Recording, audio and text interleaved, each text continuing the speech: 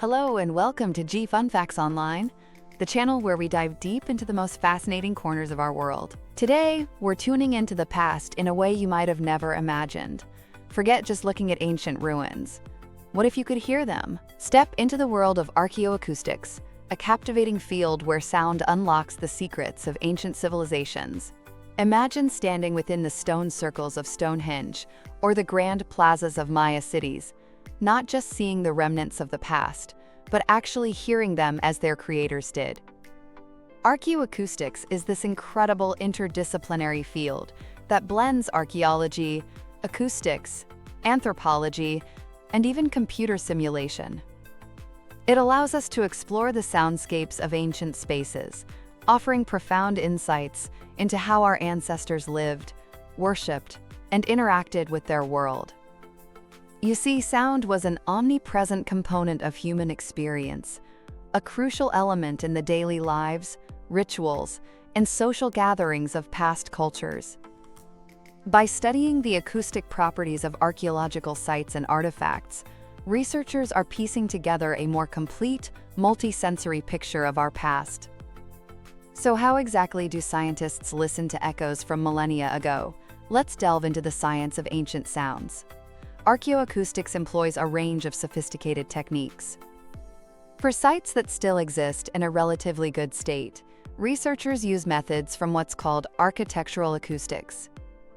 This means measuring things like reverberation times, how long a sound lingers, and echo patterns to understand how sound behaves within these ancient spaces. There is even an international standard, ISO 3382-1-2009, that's often applied for these measurements. Tools like sound level meters, acoustic cameras, and specialized modeling software are all part of the kit. But what about sites that have been significantly altered by time? This is where a mixed methodology approach becomes essential. Scientists combine on-site acoustic measurements, if possible, with virtual reconstructions and simulations. Recent advancements in digital modeling, 3D laser scanning, virtual reality (VR), and augmented reality (AR) have given archaeoacoustics a massive boost.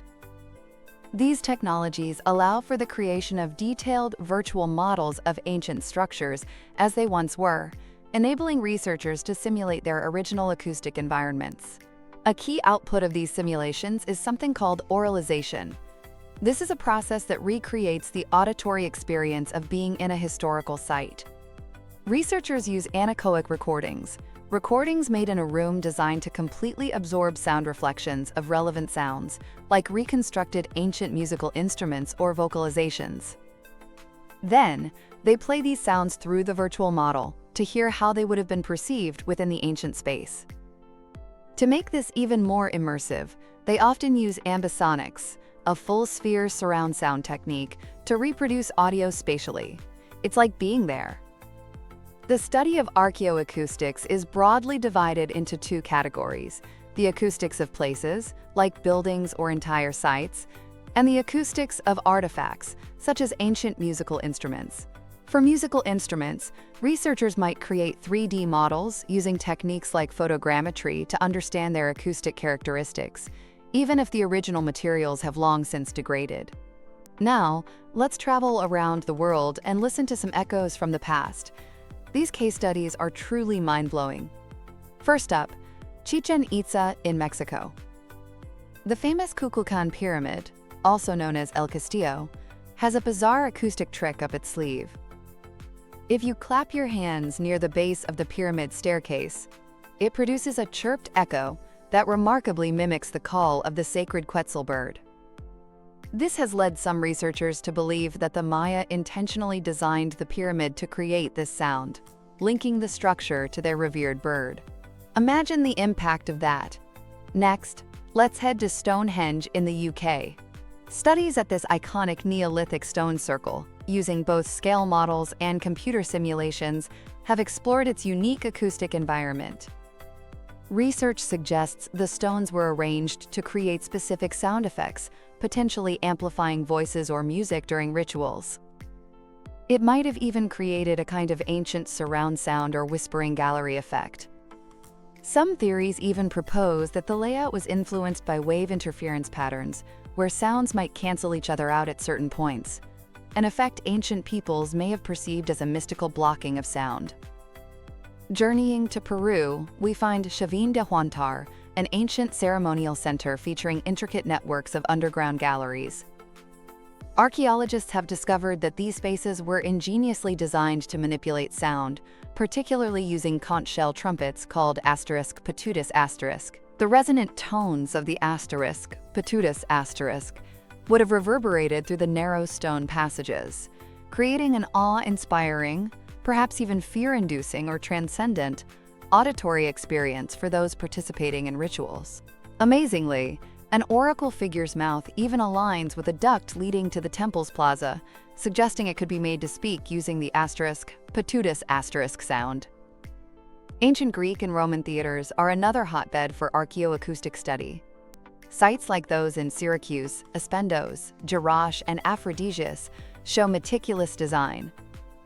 These open-air structures were engineered to ensure clear sound projection, allowing vocal performances to reach vast audiences without modern amplification. Virtual reconstructions and auralizations have brought these ancient performance spaces back to life, sometimes even incorporating the sounds of reconstructed ancient musical instruments. Even rock art sites have acoustic stories to tell. Researchers like Ira Reznikov and Michel Dauvois studied prehistoric painted caves in France and discovered links between the positioning of artwork and acoustic effects. It's believed that ancient inhabitants chose to paint murals in areas with high levels of reverberation and echoes to add a mystical quality to religious or social events. Studies at various rock art sites globally suggest a correlation between the locations of rock art and places with notable sound reflection, with some imagery potentially representing the sounds heard at the site.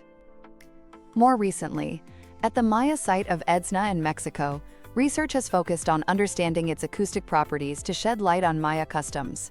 Studies of the main plaza, Great Acropolis, and Small Acropolis suggest intentional acoustic design. For instance, the main plaza's high reverberation times indicate its suitability for large gatherings, where sound needed to propagate widely and clearly. These findings help confirm archaeological theories about the different uses of these spaces, with some areas potentially designed for public events and others for more private, elite ceremonies with enhanced acoustics. Beyond theaters, many ancient worship spaces, from Byzantine churches like the Hagia Sophia to pre-Romanesque churches in Spain, have been subjects of archaeoacoustic study. The methodology often involves measuring current acoustics, creating virtual models of the original or earlier states, and then auralizing relevant sounds, such as liturgical chants. And some sites even feature ringing rocks or musical columns, like those in the Vitala Temple in Hampi, India, where 56 monolithic pillars were intentionally carved to produce musical tones when struck. So what does all this tell us? The findings from archaeoacoustic research underscore the profound importance of sound in ancient societies. It was far more than just a medium for communication. It was a tool for shaping experiences, reinforcing social structures, and connecting with the spiritual realm. Think about ritual and ceremony. Sound was integral. Specific sounds, from chanting and musical instruments like drums, flutes, and sistrums, to the natural acoustics of a site like echoes and resonance, were carefully curated. The aim was to enhance spiritual experiences, induce altered states of consciousness, and foster communal emotions. The selection of ceremonial sites often appears to have been influenced by their acoustic properties. Sounds were believed to summon deities, ward off spirits, or symbolize cosmic forces, with particular tones or rhythms holding protective or transformative power. Sound also played a role in power and identity. The control and manipulation of sound in public spaces could confer connotations of power. Imagine a speaker's voice carrying clearly across a large plaza, or the dramatic acoustic effects within a temple. These could reinforce authority and the sacredness of events. Ancient builders, it seems, often demonstrated a sophisticated, if intuitive, understanding of acoustics.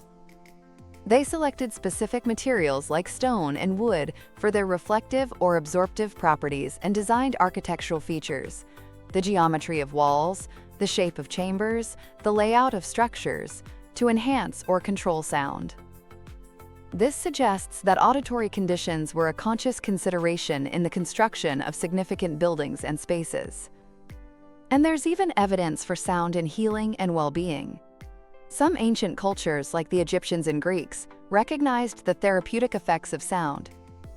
Chanting, specific musical instruments, and resonating chambers were used for physical and spiritual healing, believed to balance the body's energies and promote relaxation. Despite its growing sophistication, archaeoacoustics isn't without its challenges. The preservation of ancient sites is a primary concern. Deterioration over time can alter original acoustic properties, making accurate reconstruction difficult.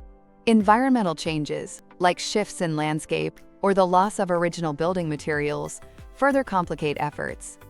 And there's often limited historical data to fully contextualize the ancient acoustic environment. To overcome these hurdles, researchers are increasingly employing advanced software for simulations, conducting comparative studies with better preserved sites, and fostering interdisciplinary collaboration. One ongoing discussion is the need for standardization of measurement methods to allow for more effective comparison of results from different investigations. But the future of archaeoacoustics is incredibly bright, with several exciting directions. We're looking at enhanced simulation models, meaning even more accurate 3D acoustic simulation will improve how we replicate ancient soundscapes. Artificial intelligence, or AI, and machine learning are poised to play a greater role in data analysis and pattern recognition, helping to decode complex acoustic environments. Then there's psycho-archaeoacoustics. This emerging subdiscipline seeks to understand how ancient acoustic environments influenced human perception, cognition, and emotional responses, particularly in sacred or ritual contexts. By combining archaeological findings with experimental psychology, researchers hope to gain insights into the subjective experience of sound in the past, assuming that some fundamental human responses to soundscapes are universal. There is also a growing recognition of acoustic heritage, the quantifiable acoustic properties of past environments, as an important aspect of our cultural legacy that needs to be studied and preserved, just like tangible artifacts and structures. And, of course, the field continues to benefit from the integration of diverse perspectives, from anthropology, architecture, musicology, ethnomusicology, engineering, and digital technology. Archaeoacoustics is so much more than just an academic pursuit. It's a journey to rehear the past, to understand ancient civilizations on a deeper, more resonant level.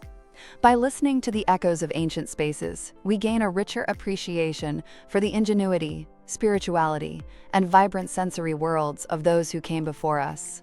It reminds us that the past, indeed, has ears. Thanks for tuning in to G Fun Facts Online. Join us next time for more explorations into the wonders of our world and beyond. Don't forget to like, subscribe, and hit that notification bell so you don't miss out.